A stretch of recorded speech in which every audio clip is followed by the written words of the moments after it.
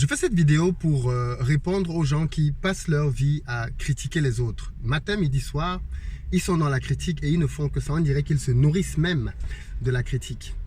Pour cela, je vais vous raconter une petite histoire que certains d'entre vous connaissent. C'est l'histoire d'un couple qui marche avec un âne. Vous avez peut-être déjà vu cette image-là dans les réseaux sociaux. Le couple marche avec l'âne au début de l'histoire, ils avancent et l'âne est à côté d'eux. Et là, il y a des gens qui regardent la scène et qui disent « Mais waouh, qu'est-ce qu'ils sont stupides quand même. Comment ils peuvent avoir un âne et l'âne ne leur sert à rien. Certainement, ils ne savent pas monter un âne. Quels imbéciles ils sont. » Face à ces critiques-là, le couple décide de se dire « Ok, d'accord, on va monter dans ce l'âne. » Tous les deux montent sur l'âne. Et dès qu'ils montent tous les deux sur l'âne, les personnes qui sont au bord de la route commencent à dire « Ouh là là là là là là là là, les méchants, regardez ce qu'ils sont en train de faire. Ils vont tuer cet âne. Vous n'avez pas honte? Comment vous pouvez monter à deux sur l'âne? Vous voulez tuer le pauvre âne ?» Face à cela, ok, la femme décide donc de descendre. Le mari reste sur l'âne. Et là, les gars enchaînent. Oh là là là là, c'est pas possible. Quel homme qui manque de galanterie. Comment est-ce qu'il peut laisser sa femme au sol et lui, il monte sur l'âne? Il décide donc de descendre et de mettre sa femme au-dessus de l'âne. Et là, ils disent, oh mais c'est pas possible, on voit qui porte le pantalon dans cette maison. Hein, parce que si c'est la femme qui est sur l'âne et que le monsieur est à pied en train de marcher, c'est elle qui doit diriger la famille. Ça doit être une maison dans laquelle rien ne marche. Au final, les deux décident de descendre de l'âne, de porter l'âne sur leur tête.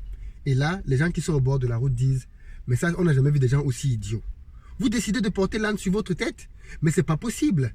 Comment est-ce que vous pouvez porter un âne sur votre tête? Morale de l'histoire, vous ne pourrez jamais plaire à tout le monde. Le seul petit conseil, c'est d'avancer, faire ce que vous avez à faire. Parce que si vous voulez écouter ce que les gens ont à dire à chaque fois, vous n'allez rien accomplir. Je fais ceci parce que il y a de cela quelques jours, je pense 2 jours, j'ai décidé sur la chaîne de faire des vidéos pour mettre en avant davantage la communauté noire, parler des choses positives. J'ai commencé par parler des Camerounais, en mettant en avant la réussite des Camerounais dans le domaine financier notamment. Et ensuite, j'ai décidé de parler de la Côte d'Ivoire en mettant en avant les réalisations qu'il y avait en Côte d'Ivoire. J'ai parlé d'Assimi notamment. Et face à ces 2 vidéos-là, j'ai vu une série de critiques sortir. La première série de critiques sur la vidéo sur les Camerounais pour nous rappeler que oui, les Camerounais ne sont pas si intelligents que ça, ils ne sont pas si brillants, ils ne sont pas si travailleurs, parce que sinon ils n'auraient pas toujours le même président chez eux depuis pas mal d'années. Parce que oui, et ensuite, quand il s'agit de parler de la Côte d'Ivoire, les mêmes gens sont revenus pour nous dire oui, arrêtez de dire n'importe quoi, la Côte d'Ivoire, c'est pas pour les Ivoiriens, ce sont les Français qui possèdent la Côte d'Ivoire, tout ce qui est construit là-bas, ce sont des Français qui l'ont construit, ainsi de suite. Vous voyez à quoi ça me rappelle? L'histoire de l'âne. Ce sont des gens qui, peu importe ce que vous leur dites, peu importe ce que vous leur montrez, ils vont trouver le moyen de critiquer. Ils se nourrissent de ça. Ils ont besoin de critiquer pour vivre. Vu qu'eux-mêmes, généralement dans leur vie, n'ont rien accompli de significatif, ils n'ont aucun résultat palpable, ils se nourrissent de la critique.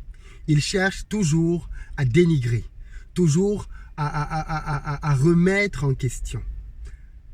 Chers amis, pour votre gouverne, quand je parle de la richesse et des hommes riches camerounais, je parle de choses factuelles. Il y a des classements en Afrique qui établissent les classements des hommes africains les plus riches. Ok? Et à l'échelle continentale, l'homme le plus riche est Aliko Dangote. Le deuxième, c'est Mike Adenuga. 2 sont nigérians. Mais à l'échelle des pays subsahariens francophones, l'homme le plus riche s'appelle Baba Danpulo. Il est camerounais. Le deuxième sur la liste s'appelle Paul Fokam. Il est camerounais. Et quand vous descendez cette liste-là jusqu'au 10e, vous avez encore 2 ou 3 autres camerounais. Donc dans le top 10 des hommes africains les plus riches, vous avez 5 ou 4 camerounais. Et ça, quand vous allez dans le top 20, vous avez encore plus de camerounais. Donc ce que je dis est factuel, ok? C'est vraiment factuel. Quand je parle de la Côte d'Ivoire, mes chers amis, il faut ne être jamais allé à Abidjan pour penser un seul instant qu'on peut comparer à Abidjan à une autre capitale en Afrique. Je vous dis ça en toute transparence. Quand vous allez à Abidjan et que vous allez après, quand vous êtes allé à Dakar, à Douala, à Cotonou, et j'ai fait plusieurs capitales en Afrique noire, et que vous arrivez à Abidjan, vous avez des raisons de vous demander, à certains endroits au moins, si vous êtes encore en Afrique. Parce que ça, il faut le reconnaître. Abidjan est beaucoup plus avancé, mais vraiment, je ne dis pas un peu, hein, beaucoup plus avancé que beaucoup de capitales en Afrique subsaharienne. Mais vraiment, beaucoup plus avancé. Je ne parle pas d'un petit écart, ok? Je parle d'un grand écart avec beaucoup d'autres capitales. Et quand on dit ça, on ne fait pas insulte aux autres. On constate juste quelque chose de factuel.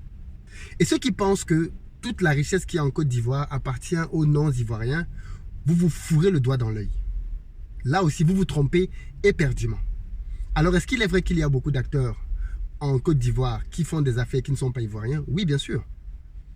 Mais ce serait complètement faux et loufoque de penser qu'il n'y a pas des Ivoiriens qui sont acteurs dans le secteur du business en Côte d'Ivoire.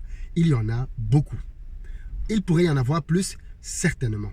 Aujourd'hui, le message que je veux donner aux gens, qui quand ils regardent les pays en Afrique, voient juste le fait qu'il y a la France, le Liban et la Chine, c'est que les amis, vous avez une mentalité de perdant. Je dis bien, vous avez une mentalité de perdant. La mentalité du perdant, c'est la mentalité de celui qui voit que les choses ne vont pas et se contente de les raconter partout. La mentalité du gagnant, c'est celui qui voit que les choses ne vont pas et décide de travailler pour que les choses changent. Bolloré aujourd'hui est super puissant en Afrique. Mes chers amis, croyez-moi, si vous décidez de travailler avec hargne et force en 15-20 ans, vous pouvez mettre Bolloré hors du continent africain, ou du moins hors de votre pays. Vous pouvez devenir tellement puissant que Bolloré n'a plus sa place. Il y a eu plusieurs opportunités qui ont été données.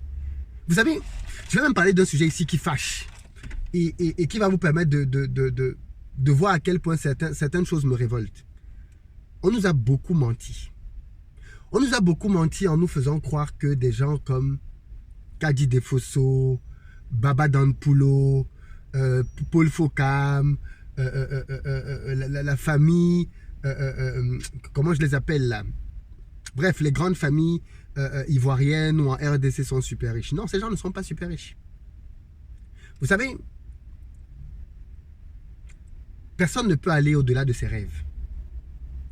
Tu accompliras les choses à la mesure de tes rêves. Et il se trouve qu'en Afrique, ceux qu'on a placés comme étant des personnes riches, quand on regarde l'univers de la richesse dans le monde, ne sont même pas dans le game. Quand vous vous rendez compte qu'en Afrique francophone, une seule personne a une fortune qui dépasse le milliard de dollars, une seule, et c'est Baba Danpulo qui vient de franchir le milliard de dollars, un seul noir subsaharien a une fortune qui dépasse le milliard de dollars. Vous comprenez qu'il y a un problème. Un seul. Ok? Un seul. On a passé notre temps à aduler des personnes et à les appeler riches alors que c'était des petits joueurs dans l'univers de la richesse. Et c'est ça notre problème. La fortune que vous prêtez aux Français, aux Libanais en Afrique, je suis désolé les amis, ce sont de petits joueurs. Je dis bien, allez le dire à qui vous voulez. L'argent que les Libanais, les Français ont en Afrique, c'est du petit argent. C'est du petit argent par rapport à tout ce qu'on pourrait faire comme argent sur notre continent. Le problème, c'est qu'on rêve très petit et on se contente de très peu. Parce que quand on commence à en penser que les Libanais qui sont en Afrique, dont aucun d'entre eux n'est milliardaire en dollars, aucun, sont des personnes super riches et qu'elles possèdent le pays, on demande par là qu'on n'a pas compris quels sont les enjeux. Quand je vais en Côte d'Ivoire, je ne vois pas un pays rempli de Français ou de Libanais. Je vois un pays rempli d'opportunités dans lesquelles il y a encore tellement de choses à faire. Quand je vais au Cameroun, je ne vois pas un pays rempli de... Oui, c'est vrai que le Cameroun est un pays aujourd'hui malade. De par la situation de la guerre, de par la situation politique, le pays est malade. Mais si quand vous allez au Cameroun, vous ne voyez qu'un pays malade, alors une fois de plus, vous avez une mentalité de perdant. Pour ceux qui ne le savent pas, le Cameroun aujourd'hui a moins de 10% de son potentiel.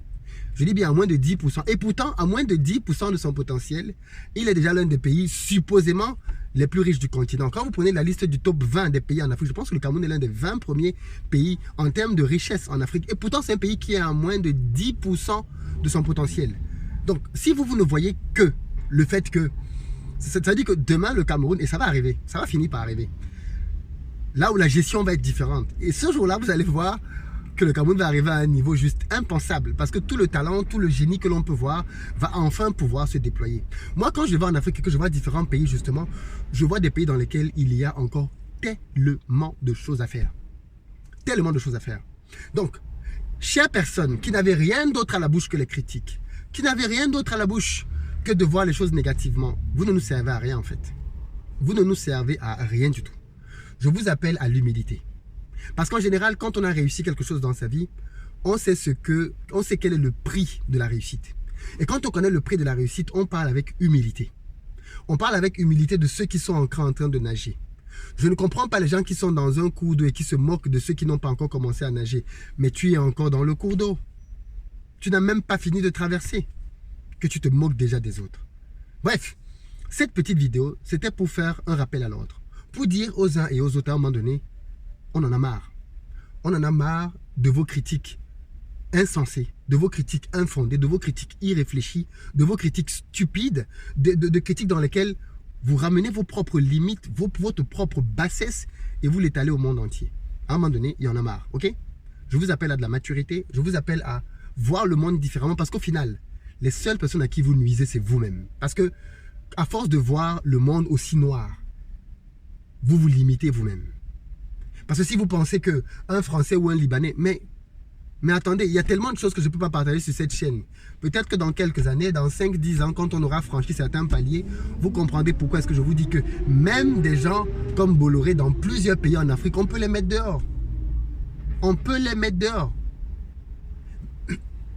Mais aujourd'hui, on a tellement de barrières et de peurs dans nos têtes qu'on se dit non, les gens sont intouchables, les Français, les Libanais. Mais non, non, non les amis.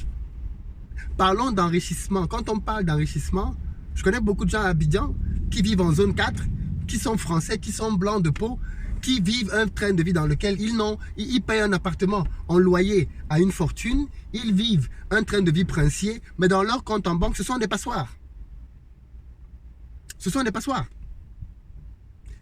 Je connais des gens en Côte d'Ivoire qui sont prêts à revendre les immeubles qu'ils ont achetés, à revendre les immeubles qu'ils ont construits pour quelqu'un qui peut leur donner 400 millions, 500 millions de francs. Mais où sont donc les personnes qui vont leur donner 400, 500 millions de francs? Notre problème, c'est ça, c'est que nous ne générons pas assez de cash. Croyez-moi. Et la révolution a commencé. On est en train de former des entrepreneurs et dans 5 ans, dans 10 ans, vous allez voir.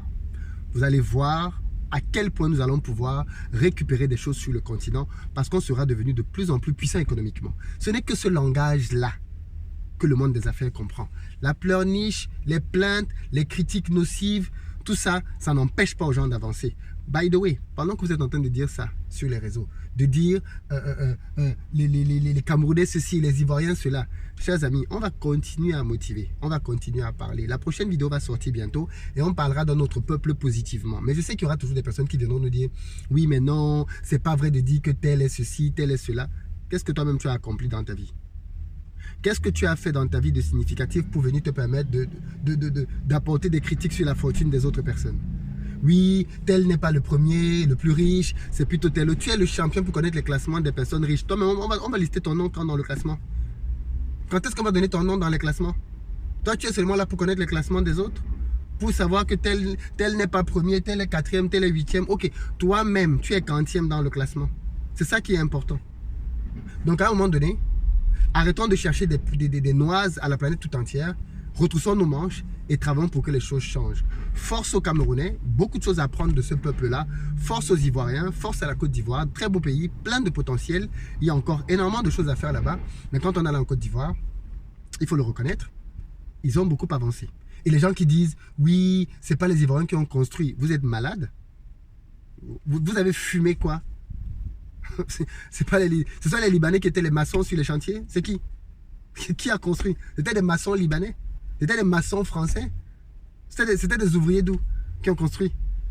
Et je vous rappelle que quand vous regardez le plateau, parce que quand je parle du plateau, certaines personnes ne savent même pas de quoi je parle. Mais allez sur Internet et tapez le plateau Abidjan sur Internet et vous allez avoir l'impression que vous êtes à la Défense à Paris. Vous allez voir des tours hautes comme tout. Ces tours-là, ce qui est impressionnant, c'est qu'elles sont là-bas depuis les années 70. On peut ne pas être d'accord avec Houphouët-Boigny sur plein de choses. Mais ce papa-là a construit. Il a construit des choses.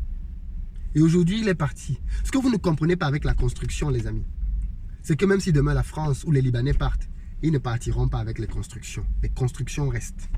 Ok? Les constructions restent. Et elles font la fierté du peuple. Aussi simple que ça.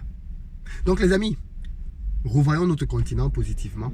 Il y a beaucoup de choses à améliorer. Je suis le premier à les critiquer et à les apporter en avant. Mais quand on veut faire une vidéo pour parler de choses positives, gardez-nous votre négativité. Gérez vos problèmes dans votre vie, gérez votre stress et ne venez pas nous étaler vos difficultés en ligne.